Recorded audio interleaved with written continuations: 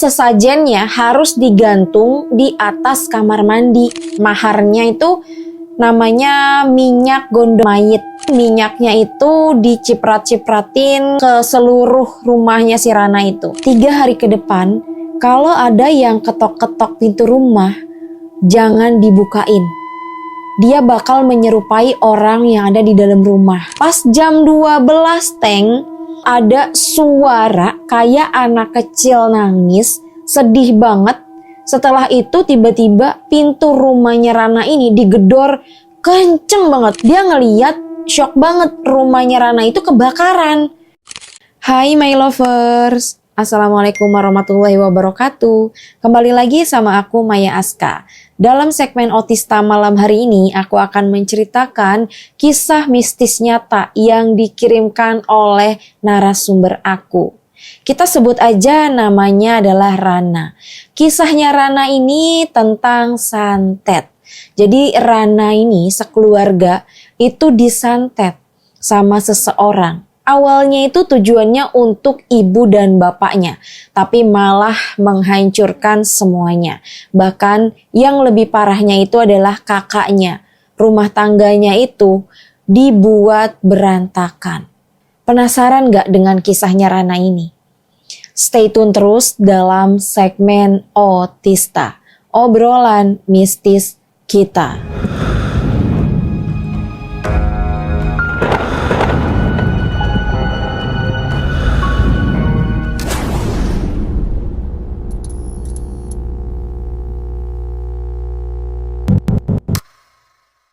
Sebelum aku lanjut ke ceritanya Rana, aku mau ingetin juga nih buat kalian. Siapa tahu kalian punya pengalaman mistis nyata, mau dikirimkan ke channel aku atau mau datang langsung untuk kalian ceritain sendiri pengalaman kalian, boleh banget.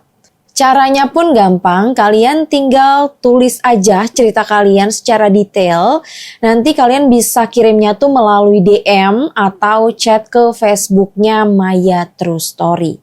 Nama sosial medianya ada di bawah ini, jangan lupa bantu follow dan mampir ke Facebooknya Maya True Story. Untuk kalian yang belum subscribe channel ini, silakan di subscribe dulu, aktifkan tombol loncengnya agar kalian tidak ketinggalan di episode terbaru dari aku. Oke, kalau kalian udah siap, cemilannya juga udah siap, kita siap-siap dengerin ceritanya Rana. Tapi kalau belum ada cemilannya, kalian beli aja cemilannya di toko oren aku atau di toko Shopee aku, namanya bandaraci.jakarta. Nih nama toko Shopee-nya. Ditunggu ya orderannya. Langsung aja kita masuk ke dalam ceritanya Rana. Kejadian yang dialami sama Rana dan keluarga ini di tahun 2016. Awal mulanya itu ya, Rana ini tinggal di daerah Jawa Tengah, tepat di kaki Gunung Slamet. Rumahnya Rana ini tuh posisinya benar-benar di pinggir jalan besar. Dan dari 2012 sampai 2019, rumahnya Rana itu di bagian depannya dijadikan bengkel. Yang dimana bengkelnya itu adalah bengkel kakak iparnya Rana. Rumah kakak iparnya Rana itu deket, gak terlalu jauh. Jadi yang tinggal di rumahnya Rana itu cuma ada ibunya, bapaknya, sama adiknya. Jadi berempat tuh sama Rana. Kejadiannya tuh dialami di tahun 2016.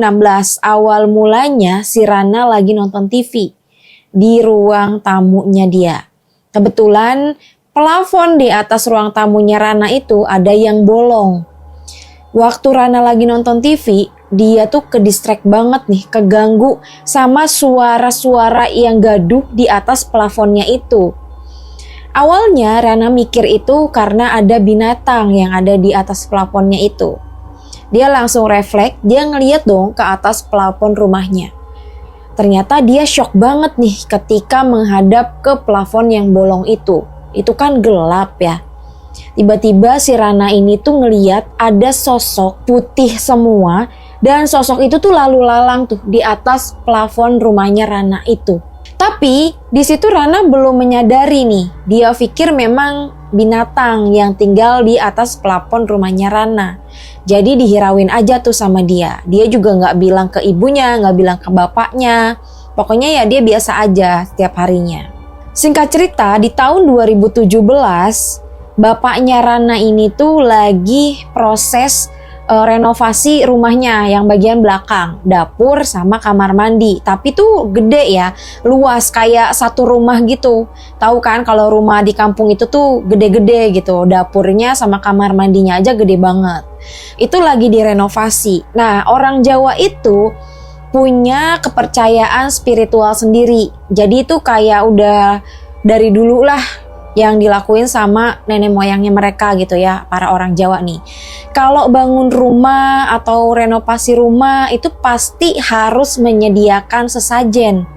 Makanya si bapaknya Rana ini tuh masih mengikuti adat istiadat dari leluhurnya. Dia siapin tuh ada kopi, ada teh, ada air putih, terus sama makanan-makanan gitu ya. Itu ditaruh di tampah. Tampahnya itu yang terbuat dari anyaman bambu. Yang anehnya itu sesajennya harus digantung di atas kamar mandi. Itu diikat di atas pelafon kamar mandinya itu. Jadi ditaruh di sana. Nggak tahu ya tujuannya memang untuk menghargai adat dan istiadatnya aja atau gimana. Pokoknya bapaknya ini tuh ngikutin aja lah. Nah besoknya pas bapaknya lagi ngecek kondisi dapur dan kamar mandinya, dia sekalian tuh ngecek ke arah si tampah itu yang berisi sesajen tadi ya. Begitu dia turunin sesajennya, dia shock banget. Soalnya sesajen itu semuanya udah berkurang. Dari kopi, teh, air putih, itu udah berkurang semua tuh. Kalaupun menyusut itu kan pasti sedikit ya, tapi ini tuh udah bener-bener setengahnya. Jadi kayak udah diminum. Yang ngeliat itu bapaknya Rana sama kakak iparnya Rana ini yang punya bengkel. Dia shock dong, loh kok sesajennya udah tinggal setengah aja nih. Tiba-tiba tukang yang lagi ngerjain di dapur rumahnya Rana itu, dia nyeletuk. Mungkin udah diminum kali. Di situ mereka hening, nggak ada pembahasan soal sesajen itu lagi. Nah, beberapa hari kemudian ada kejadian aneh lagi. Jadi pada malam hari itu, kakak iparnya Rana lagi bongkar motor customernya. Itu sampai lembur ya, biasanya dia nggak pernah sampai malam. Ini dia lagi asik-asik bongkar motor, tiba-tiba ada sosok tinggi, hitam, badannya besar, itu tuh masuk ke dalam rumahnya Rana itu. Kakaknya kaget dong ngelihat sosok itu, dan semakin diliatin sosok itu tuh masuk ke dalam kamarnya si Rana karena diikutin nih sama kakak iparnya Rana kan.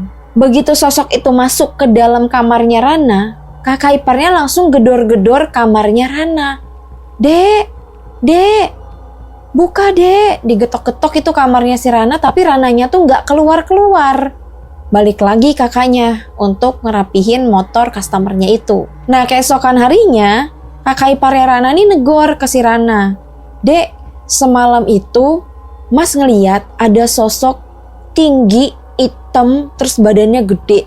Dari luar itu masuk. Nah, setelah Mas perhatiin, sosok itu tuh masuk ke dalam kamar kamu. Si Rana bingung dong. Perasaan dia di dalam kamar tuh nggak terjadi apa-apa gitu. Mas udah gedor-gedor loh pintu kamar kamu, tapi kamu nggak bangun-bangun, nggak keluar-keluar. Rana bilang nih ke kakak iparnya, gimana mau bangun? Orang aku sama sekali nggak dengar suara apa-apa di dalam kamar. Padahal Mas kenceng banget loh ngegedor kamar kamu. Tapi beneran aku tuh di dalam kamar nggak ngedenger Mas ngedor-gedor pintu. Padahal aku tuh belum tidur pules loh. Di situ mereka merinding lah tuh semuanya kan. Akhirnya udahlah, nggak dibahas lagi soal itu. Sebenarnya keluarga ini tuh udah tahu ada yang aneh, tapi ya udahlah, kayak nggak perlu dibahas lagi lah gitu intinya ya. Keesokan harinya, si Rana ini tuh lagi nonton TV nih sama keponakannya, anak si kakak iparnya itu ya. Di ruang tamu itu dia lagi asik-asik nonton TV. Itu tuh posisinya siang-siangnya setelah si Rana tuh pulang sekolah. Dia diganggu lagi nih sama suara yang gaduh banget di atas plafon rumahnya itu. Rana itu kesel banget kan, dia pikir nih binatang ganggu banget sih. Dia pergi ke dapur, dia ngambil ada tomat tuh. Diambil tuh tomat sama si Rana. Begitu sampai di ruang TV itu, dia ngeliat ke arah plafon. Itu kelihatan sosoknya putih kata dia. Tapi gak jelas, cuma itu dia lalu lalang gitu, suaranya pun berisik. Karena si Rana kesel, disambitlah pakai tomat. Tapi anehnya itu ya, kalau binatang disambit itu kan dia pasti lari, lebih kenceng lagi dong suara langkah kakinya. Tapi ini tiba-tiba itu langsung hening aja seketika. Nggak ada apa-apa. Di situ dia bingung nih, ini sebenarnya binatang atau apa? Kok sering banget kalau lagi nonton TV, mau siang, mau sore, mau malam, pasti selalu diganggu sama itu. Dia nanya lah nih awalnya ke temennya lewat WA. Emang ada ya binatang yang hidupnya tuh di atas plafon? Temennya bilang, ya ada lah gitu.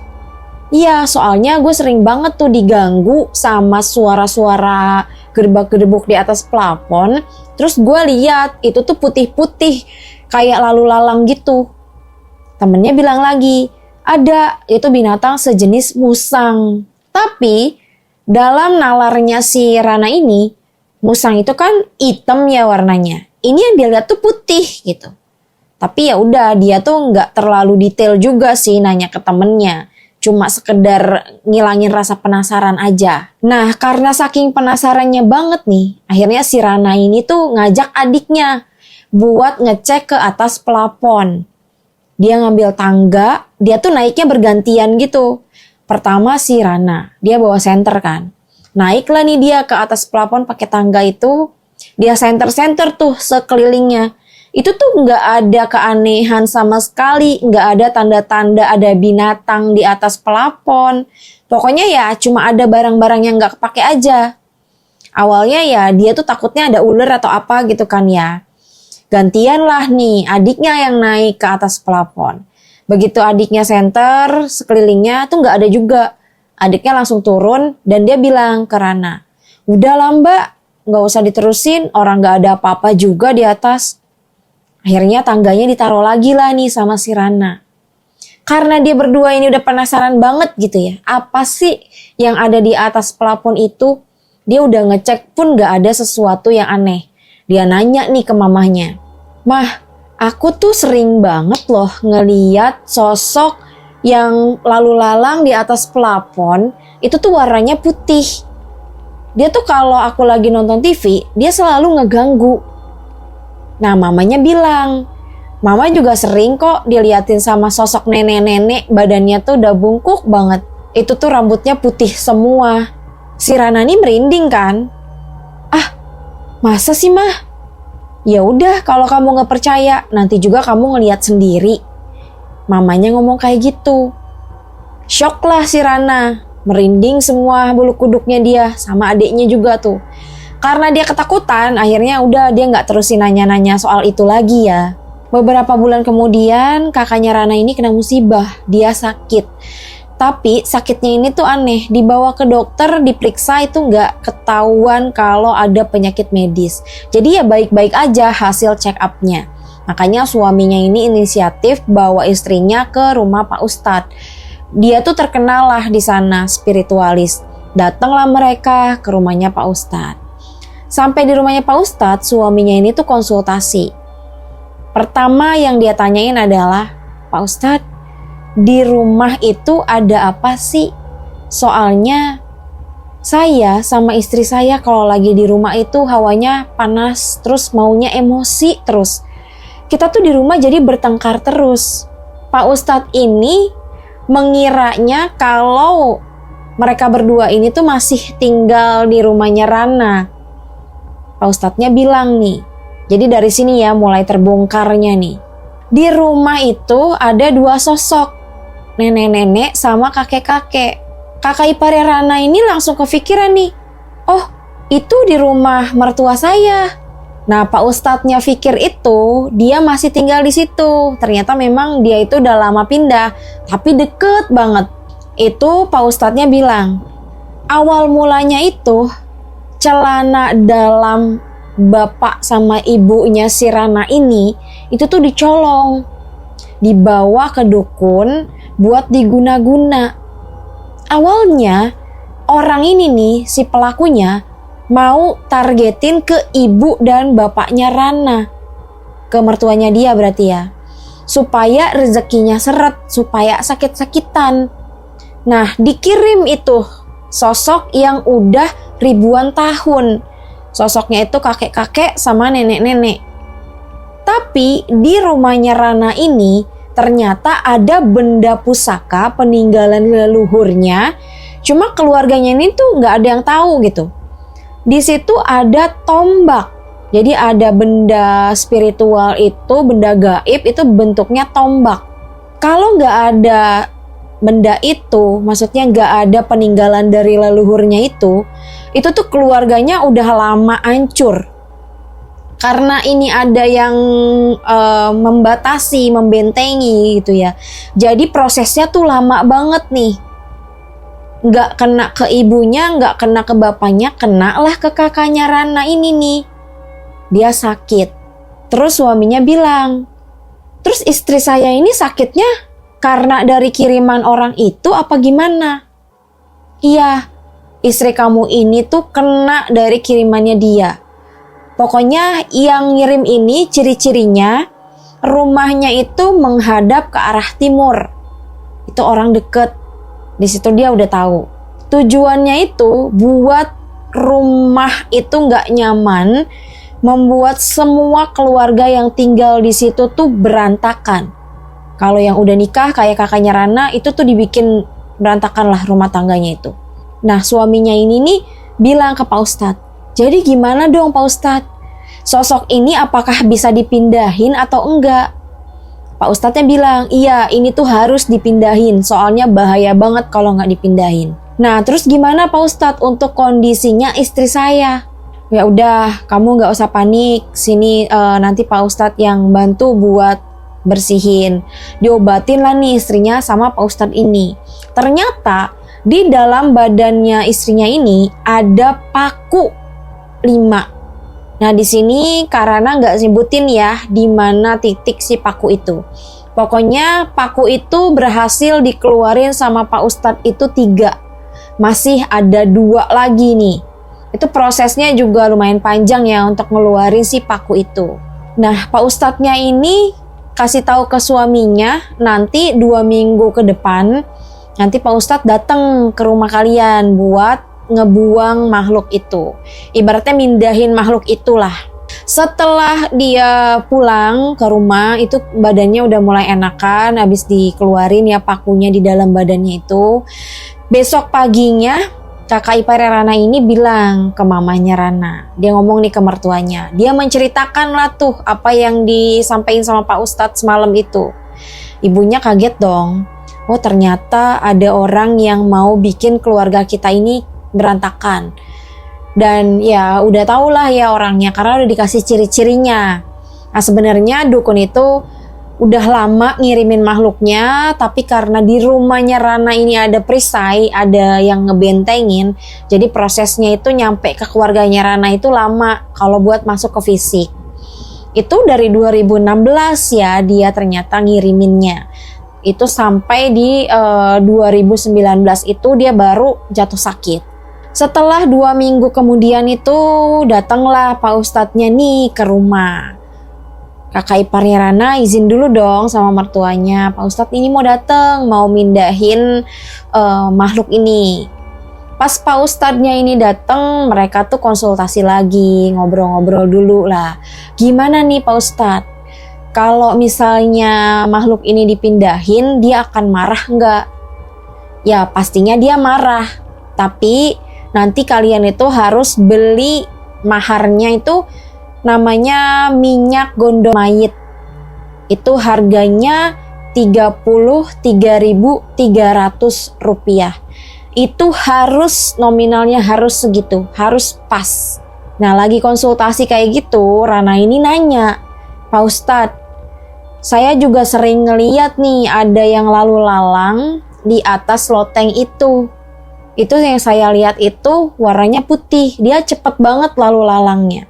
Ternyata Pak Ustadznya bilang, di rumah ini ada dua sosok yang kemarin Pak Ustadz udah sampai ini ke kakak kamu. Yang pertama nenek-nenek sama kakek-kakek. Nenek-neneknya itu udah bungkuk banget. Nah yang kakek-kakeknya ini sosoknya tuh tinggi banget. Dia itu bungkuk di atas plafon, dia memang tinggalnya.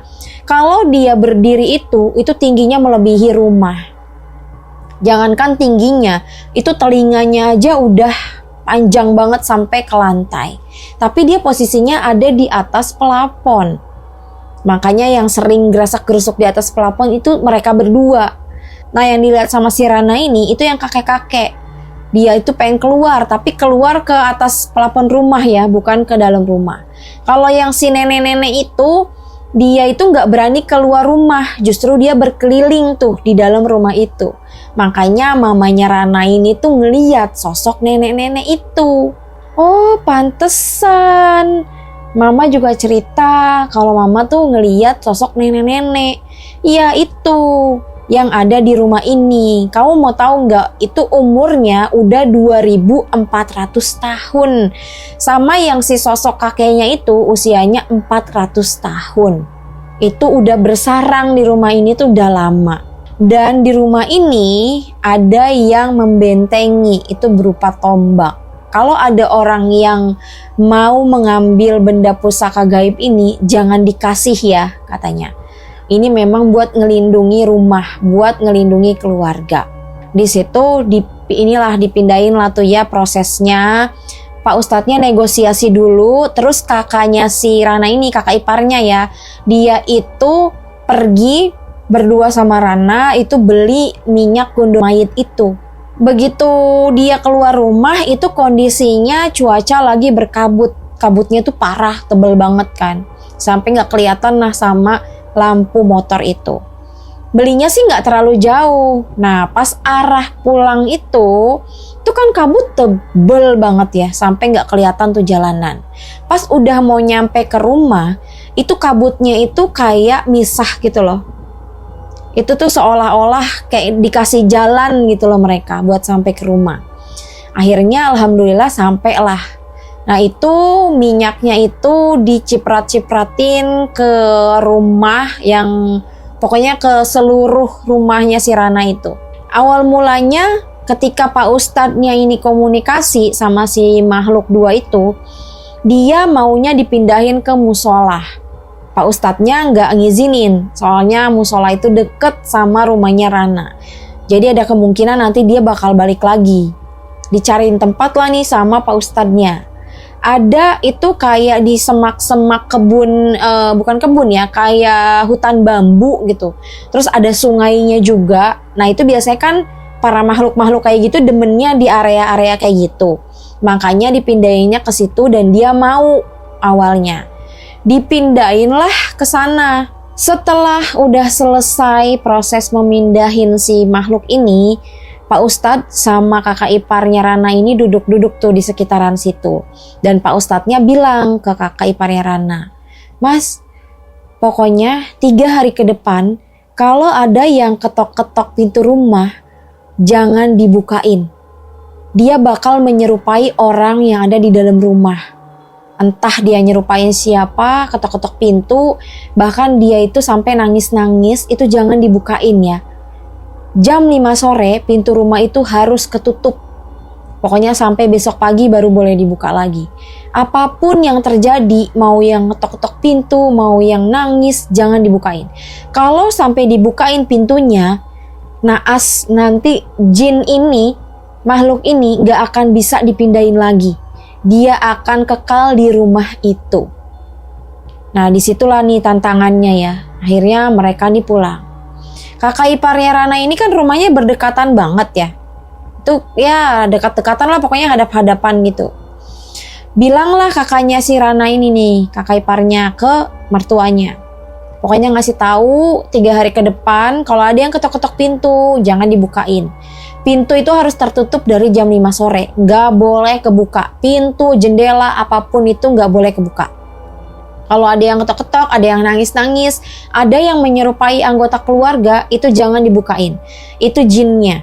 Dia tuh berusaha pengen masuk ke dalam rumah itu lagi. Nah, keesokan harinya nih, masuk di hari pertama. Dari jam 5 sore, mereka ini semua udah masuk ke dalam rumah dan pintu rumah itu udah dikunci rapat-rapat. Pintu depan, pintu belakang itu dikunci, bahkan diganjel supaya mereka ini nggak bisa mendobrak pintunya. Nah, keesokan harinya itu di hari kedua ya. Dari jam 5 sore pokoknya mereka udah harus ada di dalam rumah, nggak boleh kemana-mana. Pintu pun udah dikunci, bahkan lagi-lagi diganjel. Dia tuh ketakutan gitu. Nih di hari kedua malam itu bener aja tiba-tiba mereka ini lagi tidur berkumpul rame-rame di dalam rumah. Itu tuh yang mereka rasa di dalam rumah itu hawanya panas banget. Sampai keringat itu keluarnya tuh yang gak wajar gitu. Padahal kipas angin semuanya udah dinyalahin. Bahkan kalau di kampung itu di kaki gunung kan dingin ya. Gak pakai kipas aja udah dingin. Tapi ini ngerasa dia tuh panas banget tuh di dalam rumahnya. Sampai keringatnya bercucuran. Nah jam 11 malam tiba-tiba di pintu bagian depan rumahnya itu ada yang ketok-ketok. Ngetoknya itu tuh kayak gedor-gedor gitu loh. Dor dor dor dor dor dor dor. Nah, mereka ini lihat-lihatan kan? Mereka saling berdoa tuh di situ. Jangan ada yang bukain. Pokoknya ingat kata-kata Pak Ustadz, jangan dibukain. Pas mereka lagi ngomong kayak gitu, mereka lagi doa di dalam rumah, tiba-tiba suara itu pindah ke pintu belakang rumahnya Rana. Digedor lagi lah tuh. Dor dor dor dor dor dor dor dor dor. Mereka panik kan ya, karena sekencang itu ngegedornya. Mereka baca-baca aja, hampir mereka tuh nggak sanggup, soalnya panas banget. Mereka udah keluar keringat yang berlebihan gitu. Mereka nunggu sampai subuh, akhirnya udah waktu subuh lewat, itu udah hilang suara gedor-gedorannya. Pokoknya suara gedorannya itu tuh intens sampai waktunya subuh. Nah di hari ketiganya itu mereka udah tutup pintu lagi nih dari jam 5 sore. Pintu udah ditutup rapat, diganjel lagi karena di hari kedua itu gedor-gedorannya tuh lumayan kenceng ya. Takutnya dia kesel terus dia dobrak gitu kan. Tambah diganjel lagi tuh pintu-pintunya. Ditungguin tuh sama keluarganya nih. Kemarin kan gedorannya itu jam 11 malam ya. Udah mendekati jam 11 malam, mereka tuh udah merinding gitu, bisa cuman berdoa aja lah di dalam rumah. Dia tuh ngerasa di dalam rumah itu hawanya tuh panas banget. Bahkan itu beda dari hari-hari sebelumnya. Itu panas banget. Sampai mereka tuh keluar keringat itu yang gak wajar. Jam 11 ditungguin belum ada tuh ketokan pintunya. Nah pas jam 12 teng, itu tuh ada suara kayak anak kecil nangis, sedih banget. Setelah itu tiba-tiba pintu rumahnya Rana ini digedor kenceng banget, lebih kencang daripada hari kedua. Itu tuh digedor bener-bener kayak mau didobrak gitu loh. Di dalam itu mereka cuma bisa berdoa, lagi-lagi cuma bisa tatap-tatapan aja sambil berkeringat yang bercucuran gak wajar itu. Pindah lagi lah ketokan itu di belakang rumahnya Rana. Di pintu dapurnya itu digedor lagi, dia nangis lagi. Pokoknya dia bolak-balik aja ke depan, ke belakang, ke depan, ke belakang. Nah rumah kakak iparnya Rana ini posisinya kan depan-depanan tuh. Di malam ketiga itu, dia tuh dari malam pertama udah memperhatikan nih. Nah di malam ketiga pas dia lagi merhatiin rumahnya Rana ini nih, dia ngeliat shock banget rumahnya Rana itu kebakaran. Makanya dia langsung bangunin adiknya buat keluar. Nah di situ pas dia keluar, dia shock lagi nih, malah ngelihat sosok si kakek-kakek itu yang tinggi banget, terus telinganya sampai ke tanah-tanah gitu, ngelengser ke tanah, dia bungkuk, dan dia pun denger suara makhluk itu kayak anak kecil lagi merengek nangis. Kakak iparnya Rana ini bawa ban nih, dia mau bakar ban di belakang rumahnya Rana. Jadi dia muter gitu. Dia nungguin di belakang rumahnya itu, ternyata si makhluk ini gak berani ke belakang. Ditungguin sampai subuh, itu tuh dia gak datang-datang lagi, gak ngegedor di pintu belakang lagi. Dia nungguin sambil bakar ban, udah lewat subuh, udah gak ada lagi tuh ternyata. Pas kakaknya Rana mau pulang, tiba-tiba di belakang itu kayak ada yang jalan gitu ya. suaranya kenceng banget dan dia tuh nangis kayak suara anak kecil merengek. Kakaknya Rana itu balik lagi tuh, kakak iparnya. Kebetulan dia kan bawa garam ruqyah ya. Disambit lah pakai garam ruqyah yang udah dibacain ayat-ayat itu. Dia nangisnya tambah sedih lagi. Terus disebarin tuh garam sekeliling rumahnya Rana itu. Nah ke hari ketiganya itu pas paginya barulah kakak iparnya cerita sama mertuanya. Kalau dia itu dari pandangan mata batinnya dia, rumah itu tuh semalam kebakar. Makanya yang di dalam rumah itu ngerasain energinya panasnya luar biasa. Karena dia tuh udah marah banget. Dia pengen masuk lagi ke rumah itu tapi gak dibuka-bukain. Alhamdulillahnya di hari ketiganya itu mereka udah dari pertama sampai ketiga udah lolos, aman dari godaan si jin itu. Nah adiknya Rana ini penasaran, nanyalah ke tetangga. Semalam denger gak sih di rumah kita itu ada suara gaduh banget. Kayak suara barang-barang dibanting-banting gitu, kalian denger gak? Ternyata tetangganya gak ada yang denger. Tetangganya malah balik nanya, emang ada apa? Gak ada apa-apa, cuma nanya aja. Nah disitulah setelah dipindahin si makhluknya ke pohon bambu itu dekat sungai, itu di hari keempat dan selanjutnya itu rumah tuh hawanya adem. Terus kalau ada orang yang datang bertamu, dia tuh bilang katanya, kok ini rumah beda ya? Rumahnya nih sekarang terang banget, dulu tuh kayaknya gelap banget rumahnya, sekarang mah terang, terus enak, adem. Nah setelah dibersihin itu ternyata auranya pun udah langsung berubah. Jadi kalau menurut dari aku, dari mata batin aku membaca ceritanya Karana ini, itu tuh bukan sewajarnya makhluk yang ada di tanah itu. Jadi memang makhluk kiriman itu. Disitulah mereka dikirimin sosok yang udah ribuan tahun buat menghancurkan keluarganya Rana.